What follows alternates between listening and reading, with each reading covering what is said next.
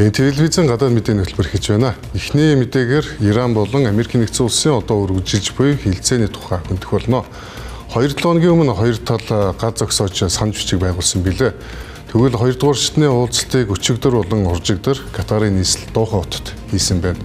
Харамсалтай нь тус хилцээгээр санал бичгээр хэдийн шийдвэрлсэн асуудлуудыг ярилцсан бөгөөд зарчмын томоохон асуудлуудыг ярилцаагүй байна. Доха дахь энэхүү шууд хилцээний үеэр Америкийн нэгдсэн улс болон Ираны төлөөлөгчид Катар болон Пакистаны зуучлагчтай тусдаа уулзалтууд хийсэн байна.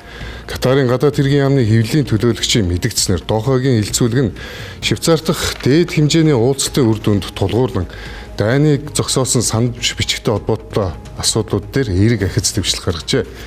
Гэвч дараагийн уулзалтыг Ираны дээд удирдагч асан Аятолла Али Хаменеиг 7 дугаар сарын 9-нд оршуулах ёслолын дараа ботл хойшлуулахаар болсон байна. Америкийн нэгдсэн улсын ерөнхийлөгч Дональд Трамп Вашингтон сэтгүүлчдтэй уулзахдаа Америкийн нэгдсэн болон Ираны яриа хэлцээ маш сайн явагдаж байгааг онцолж хоёр талд Ираны цөмийн хөтөлбөрийг хязгаарлах тал дээр ахиц дэвшил гаргаж байна.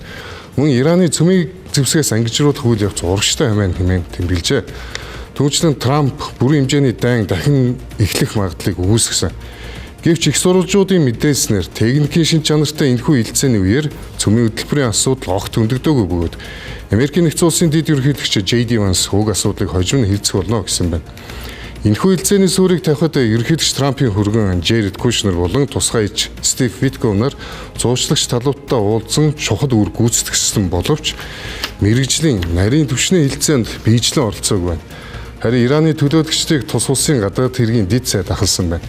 Энэхүү дайны уршгаар ойрхот ордох Америкийн нэгдсэн улсын цэргийн баазууд хаддагд өртөж, Иран болон Ливаны голцоо хэдэн мянган хүн амь өргөдөн дэлхийн зах зээлд шатхууны үн өсөд байсан.